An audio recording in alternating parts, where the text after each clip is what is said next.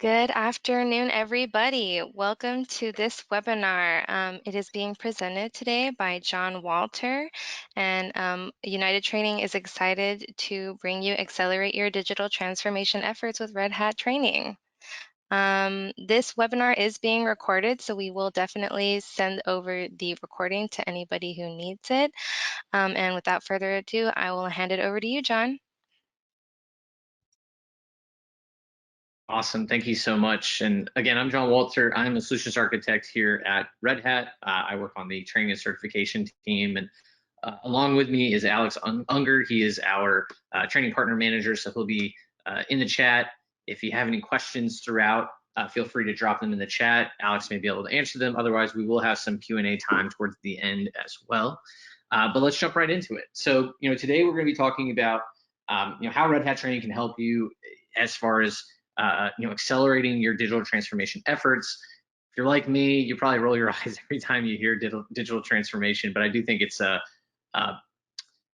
pretty apt description of what it exactly is we're trying to do as an industry, right? We're trying to move away from waterfall towards DevOps. We're trying to move away from data centers towards the cloud. We're trying to move away from monolithic applications and towards microservices. So we're going to talk a bit about really the three-pronged approach that we try to take here at Red Hat as far as enabling our customers. That's going to be focused really on the people or the culture side of things, the process, more of what it is that we're doing, and then obviously the technology, really key part of this as well.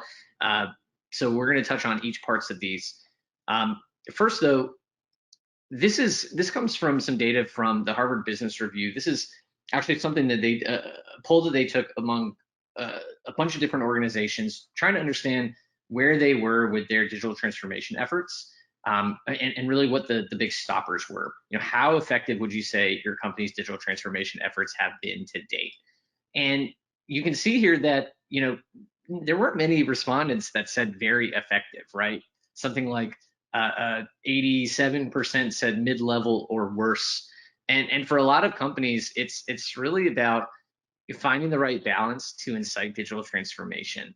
A lot of organizations keep missing the mark. I do, a lot of events, at least in person before, and now a lot of virtual events. And I get to talk to a lot of customers about finding, where are you with your company's efforts with digital transformation, both from a personal perspective, right? How enabled do you feel working with these new platforms and these new, development models, but also, organizationally, has anything really changed? And you'd be surprised how many responses I get that's like, oh, we just got Ansible, so we're doing DevOps now, or we just got OpenShift, so we're doing microservices now. And there's so much more than just a single piece of technology, or even just technology in general. That same Harvard Business Review survey found that the majority of folks are not seeing the benefits that they were hoping for. But what is it that they're finding that is helping, right? 85% of respondents in that survey said that having a combination of the right technology, processes, and culture in place was very important to their digital transformation. And that's really where Red Hat comes to play, or comes into play. So, when starting this transformation, what are some of the things that you're going to look for in an individual basis or as an organizational basis? Well, one, increased transparency. That's not just among your team, but among the entire organization, right? Particularly when it comes to sharing, failures or risks or issues. This is beyond what you find in like RAID logs or, the typical lessons learned docs. It's about continuous sharing of information on at least a daily basis, and without fear of, retribution of how someone else or another team is going to handle that. The teams have to start seeking ways to overcome blockers together, and you'll start to see, pairing and mobbing around certain roadblocks.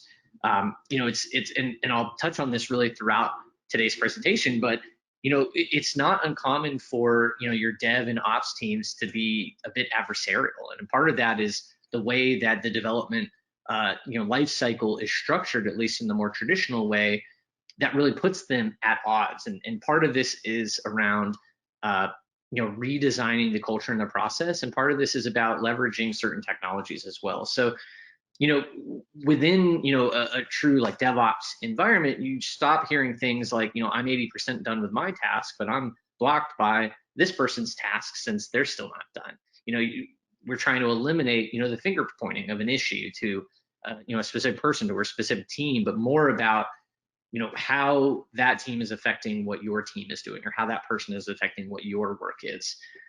The other big piece is, team identity. You start to be seen, and you start to hear a we instead of an I when people are discussing work, right? You start to establish goals and objectives that become the focus instead of just individual performance. Obviously, individual performance is always going to be key, especially when we're talking about our own careers.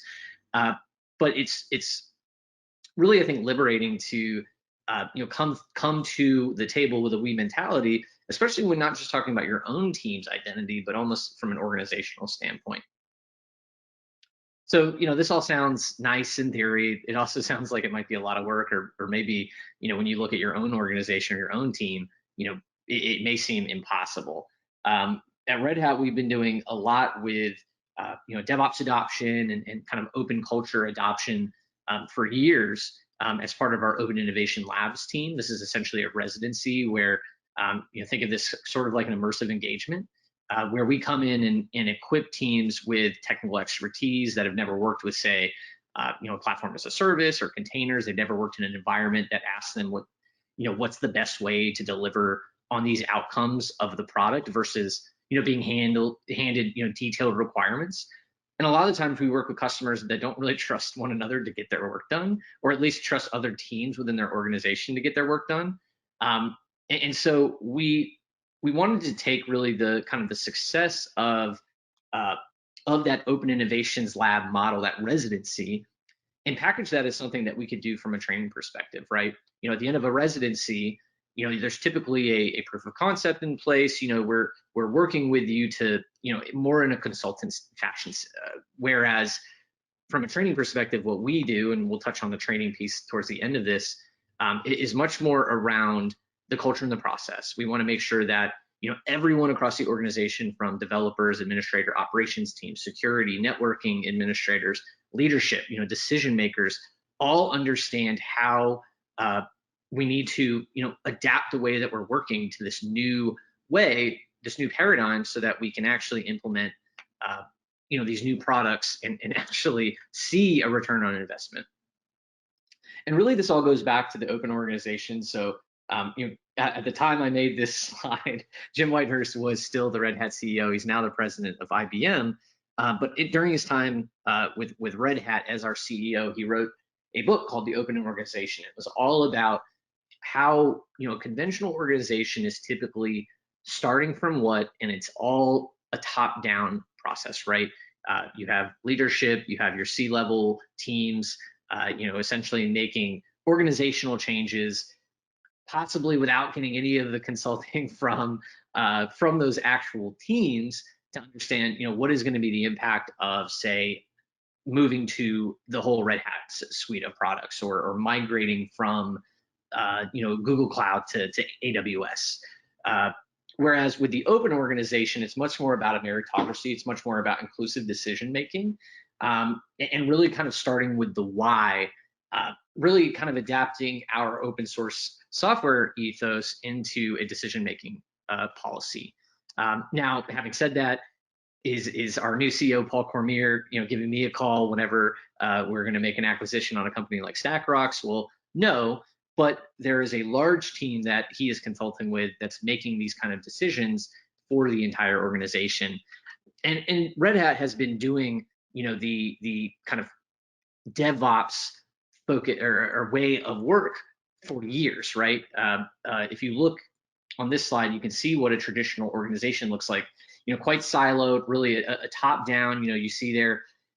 Hopefully, no one here is colorblind, but there at the top in yellow, you have your decision maker. They're kind of giving marching orders to these three distinct business units on the engineering, operations, and development sides. And those teams are largely working without understanding the considerations and the priorities and the processes of those other silos. I can't tell you how many times that I work with developers who we'll complain about the operations teams, and then I'll talk to the operations teams, and they have, pretty much the exact same feedback about the developers. So, how do we kind of break this down? Well, that's really where kind of a bottom-up collaborative open culture comes into play, right? We need to be more agile. We need to, break up these kind of distinct business units where we're encouraging collaboration across the different organizations. Sometimes this means, essentially mobbing and pairing or having stand-ups with, different kind of breakouts. Now, obviously, developers, they're still going to be developing their applications, but how do we, I guess, have them include the engineering and operations teams as part of their application development lifecycle? How do we have operations, provide a product or platform where developers can have self-service, so they don't have to rely on that operations team who probably has other priorities in place to, say, spin them up a development environment or to push an update of their application to production. Really, we talk about Scrum, we talk about Scrum Fall, we talk about Agile, and we talk about DevOps. These processes are no longer really being described, with I guess, contempt or dismissed openly, right? And that doesn't mean that organizations are going all in on DevOps, blindly or without intent. We have to make sure that all of these kind of process and culture changes that they're being openly discussed, that there are solutions being found, right? Process is something that is fit to the long-standing team and not something that's standardized, right? Process always has to be, built from scratch and adapted by, partly how these organizations are already organized, or, what we can prioritize from a technology standpoint up front versus, what we'll be working on down the road. So for instance, a lot of our customers, when they start to adopt, containerized application workloads, well, step one is, finding a platform, at least on the operations side. On the development side, usually step one is, how do we migrate our existing workloads, even if they are, these giant monolithic applications, to, this platform, whether it be OpenShift or another Kubernetes distribution. And then from there, maybe that's the first 6 months to a year is, building proof of concept, adapting our existing processes to this new paradigm. And then, phase two, say on the development side, is now how do we break these monolithic applications down to start taking advantage of things like microservices application style. And so, there has to be a constant loop between the culture and the process, and obviously technology has to be a part of that. And a lot of people believe if you change one, the other's going to follow, but that is, typically not the case. Most folks don't realize that you can't just change the culture and expect that the process is going to follow, or vice versa. Or you can't just throw a piece of technology in place and expect that, the processes are going to just work themselves out. It's a constant loop that has to be, constantly adjusted. And so you can see here, I mean, this is what, DevOps on a whiteboard looks like, right? It can start to look quite complicated. There's a lot of different, pieces of technology here, but really the idea here of what you're seeing, this is the entire application lifecycle illustrated. You're seeing, version control in place. You're seeing CI/CD in place. You're seeing, the backend. You're seeing how we're getting visibility into, metrics and monitoring of an application. You're seeing how this actually gets pushed from source or wherever all the way to production. And we're also seeing, different ways. This isn't just where the developer is focused, right? A lot of this is really cross-pollinated. The developers are consuming the CI/CD pipeline, but usually you have an engineering team or an operations teams that's building and maintaining that pipeline. Developers are probably pushing to OpenShift, but obviously our operations teams are the ones that are managing that platform. And so there has to be collaboration. There has to be really cross-pollination across these different verticals in order to get to somewhere like here. The way to change culture is not to first change how people think, but instead start by changing how people behave, what they do. So from here, this is really kind of the DevOps primer. We're going to kind of pivot now into a couple of the technical, product sides, overviews of what A lot of our customers are starting to take advantage as part of their digital transformation. And the first we'll start with is more on the automation as code or infrastructure as code standpoint. So that's Ansible. And so, automation is a huge key as part of digital transformation. We're obviously faced with a lot of tasks and challenges within IT. Regardless of your role or responsibility, I'm sure that there is significant effort going into a lot of these different projects. And in the end, we are people. We have a finite amount of time that we can work. We need to try to do as much as we can to essentially force these systems to do some of the work for us, right? Our reasons for automating are very clear. They're very straightforward. You're tired of doing the same process over and over again. Automation is meant to make our lives easier and also present us the opportunity to actually work on the things that we're passionate about. Now, we know that automation happens organically. Typically, it happens within organizations in silos, very similar to that model we were looking at before. Sometimes you have infrastructure teams, maybe they're primarily using Bash scripts or Puppet or Chef on the infrastructure side. You have your networking teams who are probably provided some kind of proprietary network automation from a vendor. You have developers who maybe have started using Ansible core or something upstream. Is organic automation enough though, right? How do we centralize all of this automation? How do we get visibility into all of the automation that's happening when each of these silos are automating in a different way? We want to make sure that all of these teams are automating in the same way, or that automation is touching all of these different business units or lines of business. And we know that the value of a tool, a product, a platform, it's all dependent on what we can do with it, right? When you look at certain automation tools, some are very, very good on the configuration management side, but maybe aren't so good for application developers. You have some, obviously, that are going to be provided that are just going to be proprietary. So something like Nessus, a great vulnerability scanner, or something like Cisco's automation for deploying and managing iOS. Those are fantastic tools, but we don't have a way of centralizing and aggregating all of this automation in one place. We need to make it, and the other piece being that a lot of these automation tools, there's a barrier to entry. If you are familiar with Bash, you're going to have to take a crash course on Bash scripting in order to kind of lean in on that side. Chef, they have this whole recipes thing, right? You essentially need to learn how to code.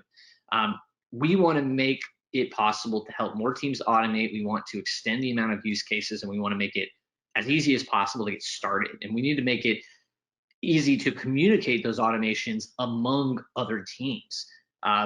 And just like when you look at your deployments, you maybe start with 100 Linux nodes, and as your use cases grow, as you start to scale, you'll grow that. We need to do the same thing with automation. You identify specific tasks that we can automate, and then grow our automation from there.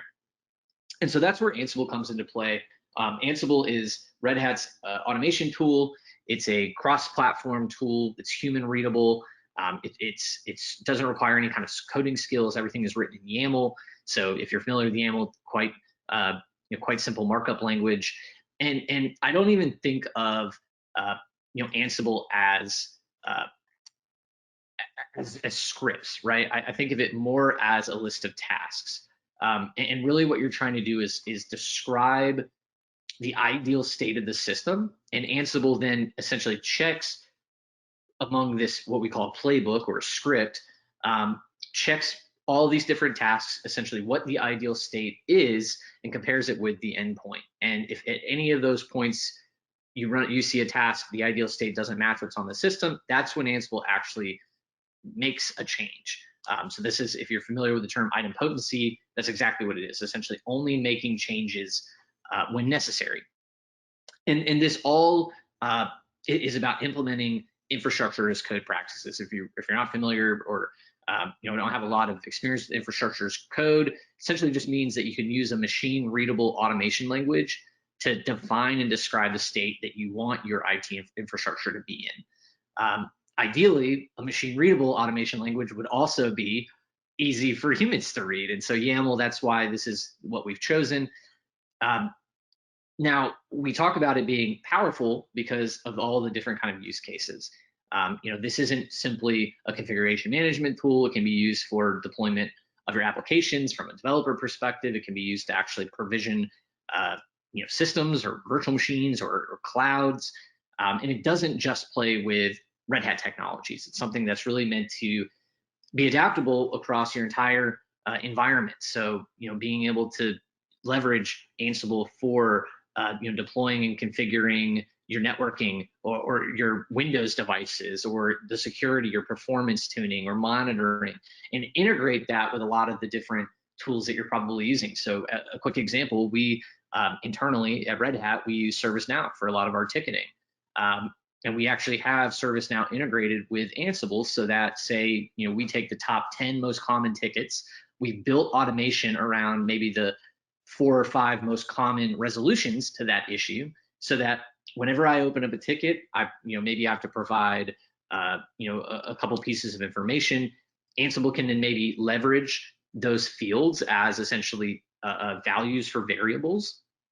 And then Ansible will kick off some automation jobs and say, the first one goes and maybe I'm locked out of my email address. So the first one goes and just tries to attempt maybe to see that the email server is up.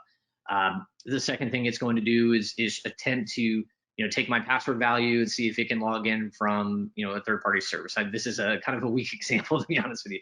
But essentially, after going through each of those checks, maybe after one of those it resolves, and will automate a message back to me saying, hey, we've fixed your issue, the issue's been resolved. Maybe it goes through those first 5 checks and still isn't able to resolve the issue. At that point, maybe there's a Slack integration and it will ping one of our IT guys to then go and manually take a look. But trying to find as many use cases as we can to automate things so that those teams can then focus on performing tasks that really need to be done manually. And then finally, the third piece here, it's agentless. So what does that mean? If you've used something like Puppet, if you've used something like Chef, they require there to be an agent locally on the systems. And there's some workarounds with that, but primarily your standard Puppet deployment, there needs to be a Puppet agent on, say, all of the RHEL systems that you want to manage with Puppet. That's one more thing that you have to manage on those systems. Technically, it's one more service that could be compromised. Although I will say, full disclosure, to my knowledge, I don't think that Puppet has had any kind of, big or significant security vulnerabilities. And we have plenty of customers who are now leveraging Ansible to deploy and automate their existing Puppet or Chef deployment, right? For a lot of our customers, it's not as easy as just lifting and shifting to, Ansible from one of these existing platforms. They have all of this automation already built out.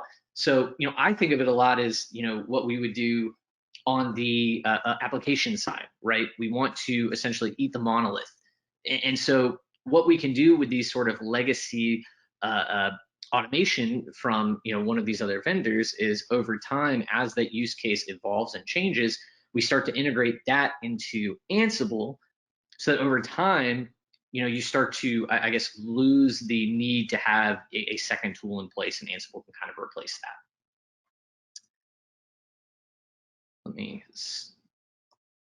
So what can you do with Ansible? There's a lot of different use cases outside of just configuration management, as I've mentioned. So provisioning, auditing, security compliance, remediation is a big one, application deployment, and doing it across a variety of infrastructure outside of just Linux or even just Red Hat technologies. So, automating your storage deployment, whether it be NetApp or Rackspace, or networking. I mentioned a few different vendors, firewalls, et cetera. If I jump to actually this next slide, there we go. This is just a very high level overview of some of the vendors that you can automate with across with Ansible. Now, the building out these playbooks is really quite simple. Like I said, you typically want to start from a more basic standpoint. You want to identify, one specific task. So one example I give a lot is, let's say you need to try to automate some of the onboarding process whenever you have new hires. Well, that might require having them create accounts on the system, uh, creating an email address for them, creating their single sign-on account, giving them access to specific servers, creating a user account for them on OpenShift as well. All of these things are things that can be automated where, essentially we could create a ticket, so to speak, where you click the job, it's going to prompt you to input a couple things of information. So maybe this new hire's first and last name, what their email address is going to be, what their username should be across maybe 3 or 4 different services.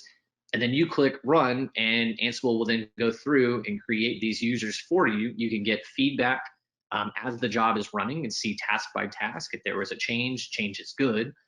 If there was a success, or if there was a failure, if there's any issues along the way, maybe the email address you chose is already taken, so you're going to get that feedback right then and there.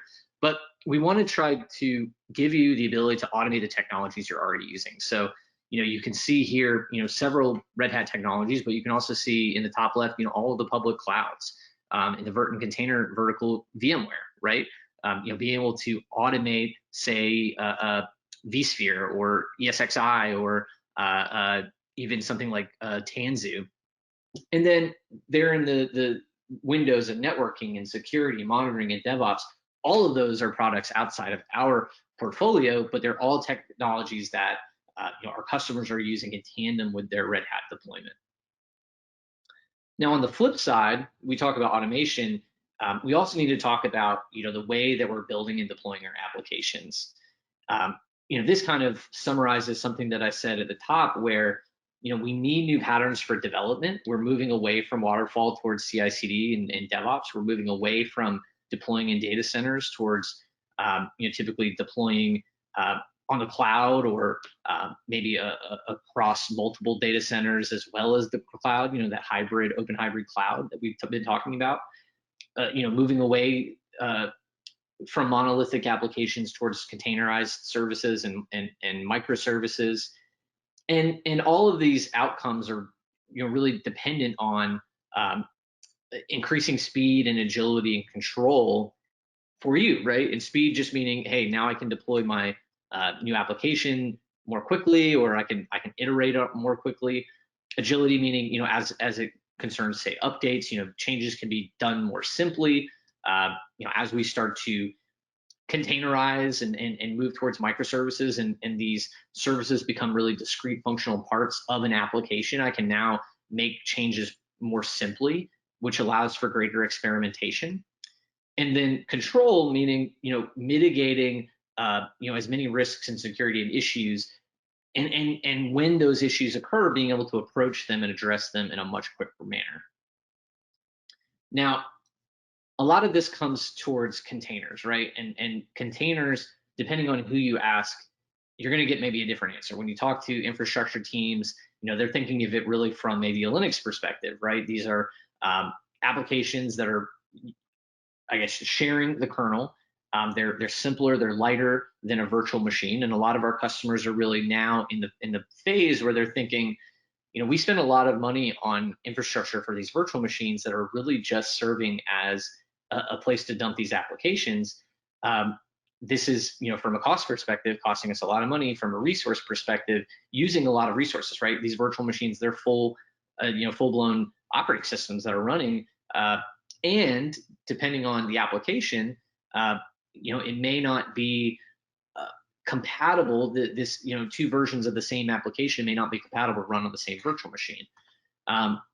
Containers are also portable across different environments, right? So, all of these containers, they come in a standardized format, and that means that, you can expect to be able to deploy this application, whether it's on a container platform locally, whether it's a container platform running on AWS or Azure or IBM Cloud, or something running on a virtual machine.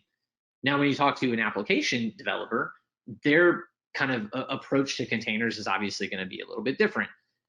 For them, it's all about how this application is actually being delivered.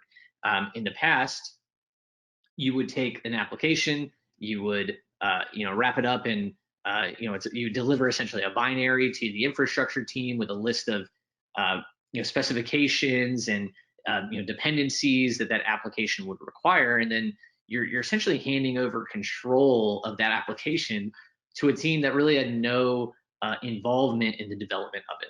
Whereas with a container, you're actually packaging that application with its dependencies, which allows you to then run it on any infrastructure. So when we talk about infrastructure, I guess from an infrastructure perspective, we're thinking about the portability of the actual application. Whereas with from the application developer's perspective, they're thinking about its compatibility across any different environment, and knowing that it should run the same, the application should run the same no matter what the underlying infrastructure is. It also means that they're much more lightweight. It means that we can spin up a container in a fraction of the time that we'd be able to spin up a virtual machine and deploy the application to it. And because it's a standardized format, essentially we take a container and we create a container image. We can just upload that to a registry. Think of a registry just like a repository for container images. We can secure that. We can give only the people that need access to those specific container images access to them. We have role-based access control in place for these kind of things. And that means that we can pull it down from any platform among our cluster, outside of our cluster, given that they have rights to it.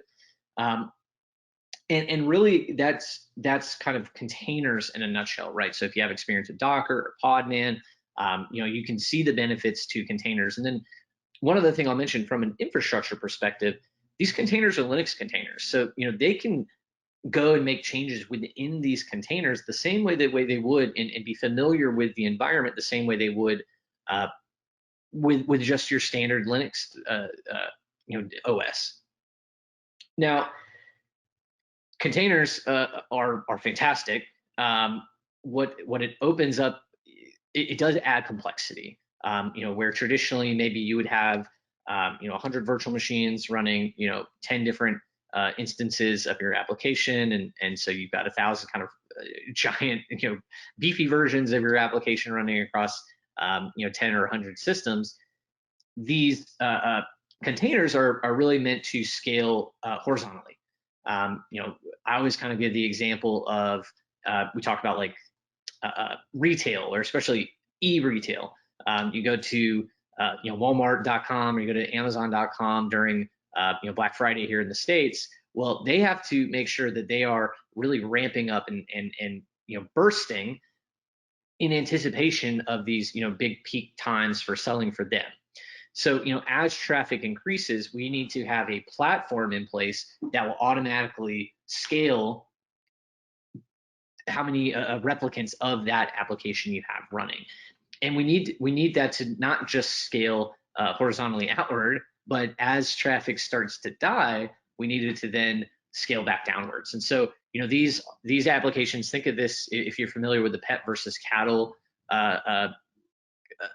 philosophy. Your pets, those are your virtual machines, right? You know your virtual machines inside and out. You know which ones have particular, or you have to be kind of particular with. You've typically, they've been around for a long time. You're not just spinning them up and spinning them back down. Whereas with these containers, that's cattle. We're maybe going to have thousands of instances of a single application running as traffic permits, and we'll as easily kill them off as we need to and spin them back up in place. And if we run into an issue with one, if one instance dies, well, we have facilities in place to kill that one and spin another one up in its place. And then obviously a lot of kind of like resourcing and limiting to make sure that also doesn't get out of control. So you have your containers, and you need a way to orchestrate that. That's where something like Kubernetes comes into play. But even Kubernetes isn't a complete solution. Container orchestration is a huge key, but container orchestration doesn't include things like security and storage and giving self-service to developers and a lot of that automated policy in place. That's where something like OpenShift comes into play. So OpenShift, think of OpenShift really as the car where Kubernetes is the engine.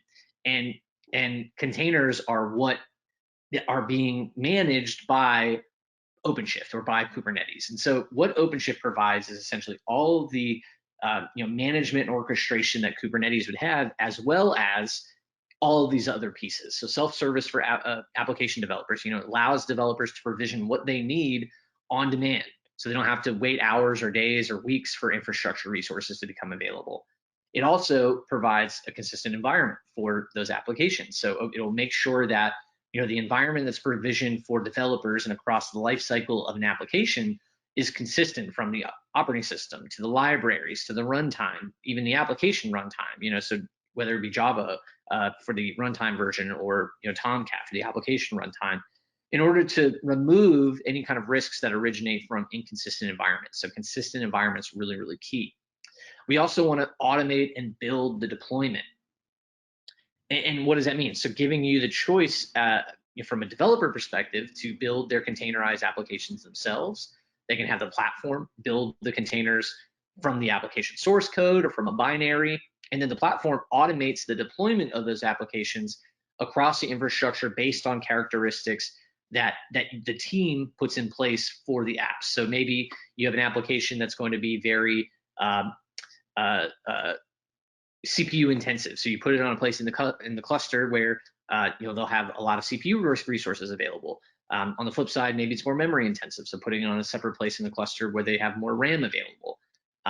Or maybe there's like third-party licenses in place. Or maybe you want it's like an edge deployment, and you want that container, that application to be deployed as close to the edge as possible. We also need to have CI/CD in place, right? So continuous delivery pipelines, built into OpenShift so that development teams can automate every step of the application delivery process and make sure that it's executed on every change that's made to the code or to the configuration of the application.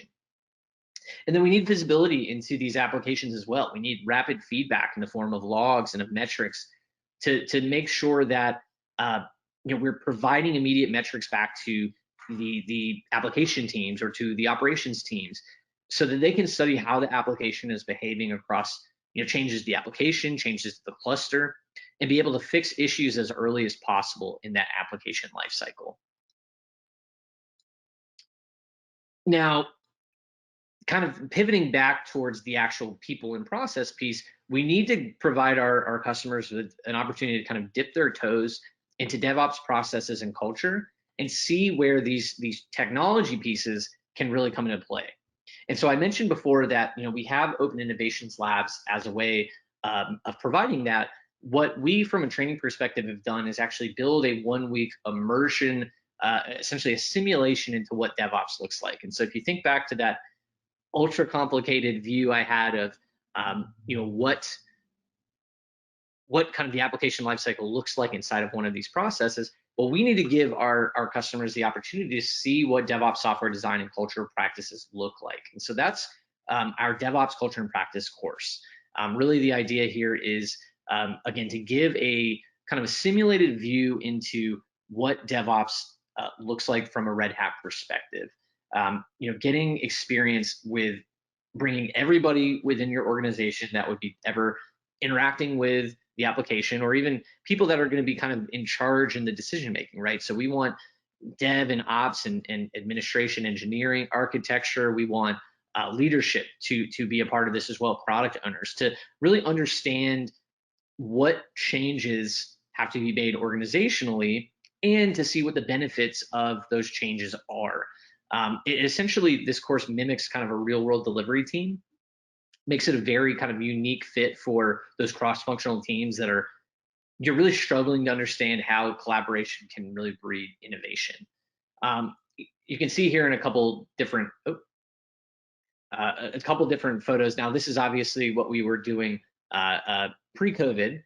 We're now starting to open back up a little bit, and so we are starting to be able to do some of this in person, but we've actually been doing these DevOps culture and practice enablement sessions virtually for the last about 8 months now. I'm doing it quite successfully. But the format of the course is essentially taking a large group of individuals, putting them into different roles, and simulating what it looks like to put these agile practices in place and see how to essentially deliver modern software and application development more quickly, more efficiently across the entire organization. So you can see here a lot of collaboration. It's very different than a technical training course would be.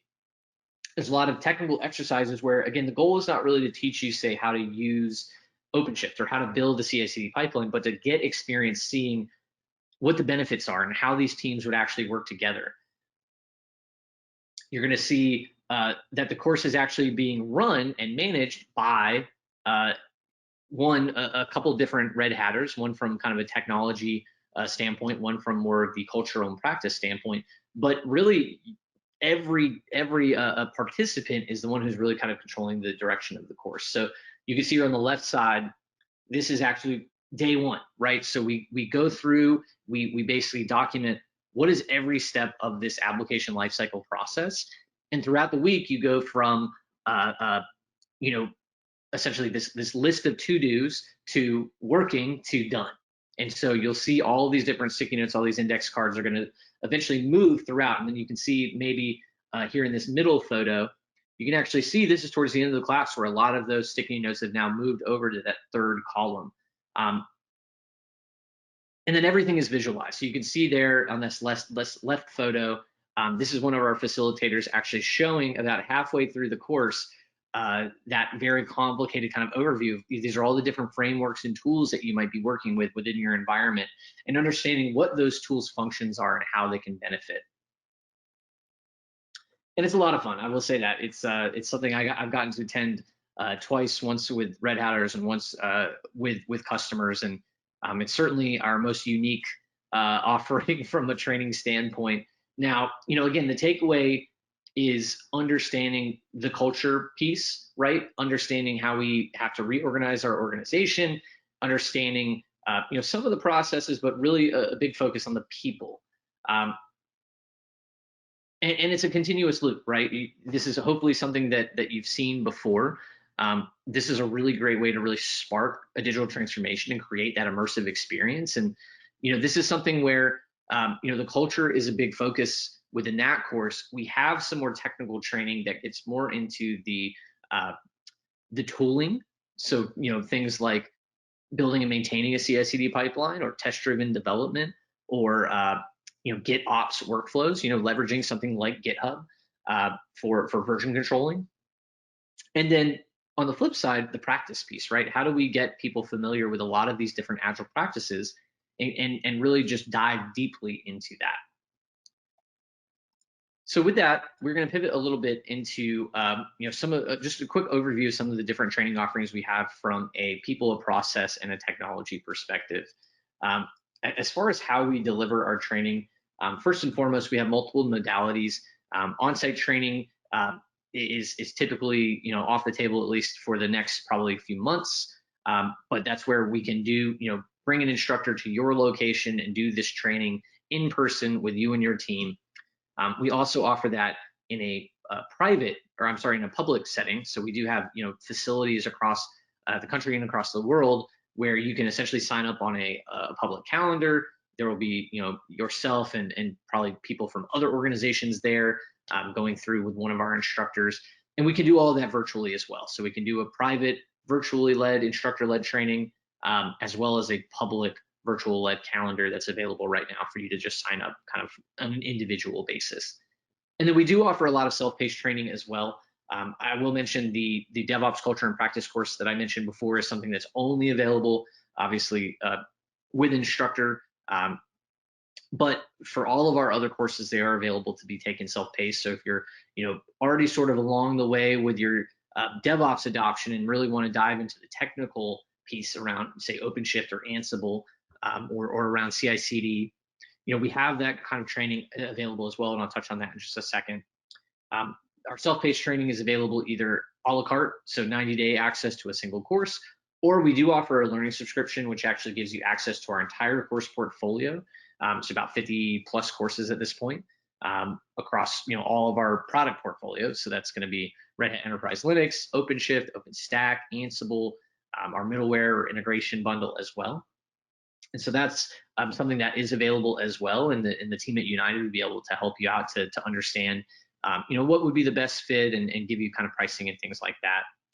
From a course perspective, I mentioned this is really the three-pronged approach that we take. The people piece, is our DO 500. That's our DevOps Culture and Practice Enablement course. I showed a few photos from that.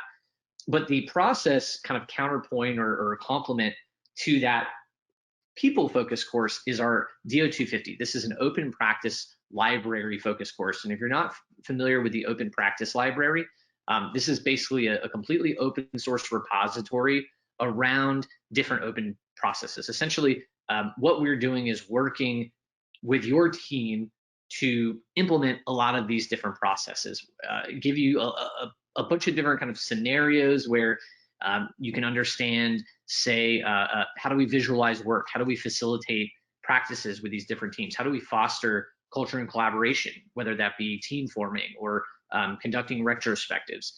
And then it gets into things like how do we do value slicing or security automation or continuous integration delivery? How do we prioritize our projects, and how do we, Kanban and agile ceremonies, a lot of different agile methodologies, getting hands-on experience with that. And then the third piece here, at least one of the pieces of that technology vertical, is we do have kind of a dedicated developer-focused tooling, DevOps tooling focused course. And this is around for a developer actually implementing a CI/CD pipeline and consuming and troubleshooting. It also gets into GitHub and GitOps workflows, as well as test-driven development. And then outside of that, obviously, we have our product-focused training. From an Ansible perspective, we have a few different entry points depending on what it is that you're looking to automate, whether it be on the network infrastructure, Linux, Windows. Those are our entry-level courses. They're going to teach you everything around actually building out those automation playbooks and running them and managing inventories. And then from there, our advanced automation course really dives into Ansible Tower, which is a web UI where you can centralize and launch jobs from a central point and have all of those jobs essentially logged centrally. Or you can leverage something like an Elk Stack or an LStack and send those logs over to whatever central logging aggregate you already have in place. And then from the OpenShift side, obviously a lot of OpenShift training, depending on your role, we can get very, very deep with some of this training. Everyone is typically going to start with that level 1 course at the top, the DO 180. This is essentially an intro level into working with containers, understanding how containers relate to Kubernetes, and obviously how Kubernetes works to OpenShift. You get some experience building and creating and managing and troubleshooting containerized services, and then deploying them and managing them and troubleshooting them within OpenShift. And then from there, if you're an administrator, we get into actually deploying an OpenShift cluster and all the day 1 and day 2 operations that would come with that.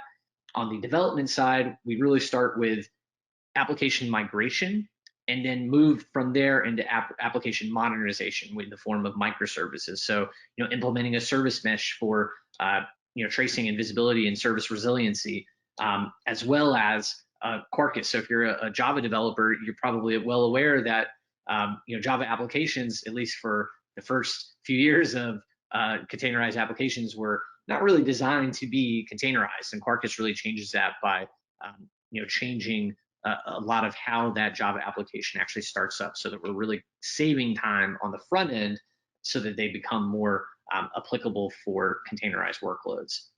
And then finally, on the security side, obviously DevSecOps and DevOps are huge initiatives, across industry and definitely for Red Hat as well. And so we do have a dedicated class for security teams to understand how to secure these containers in the form of a registry, and we use something called Key or Quay Enterprise for registry, enterprise registry, or actually securing the platform itself, OpenShift itself. And a lot of that relies on some existing Linux knowledge. There's a lot of the different things in place, like namespaces and seccomps, and a lot of the things that your security folks are already doing from a Linux perspective will translate over to the OpenShift side as well. So with that, we're going to move into the Q&A session. I'm not sure, Alex, if you saw any questions, but happy to answer any now. Otherwise, we may be able to wrap up a couple minutes early. There's nothing listed, John. Yeah, we can give it a couple seconds, but it doesn't look like there are any questions. So yeah, well, anyways, thank you so much, John, for this presentation. That was a lot of amazing information.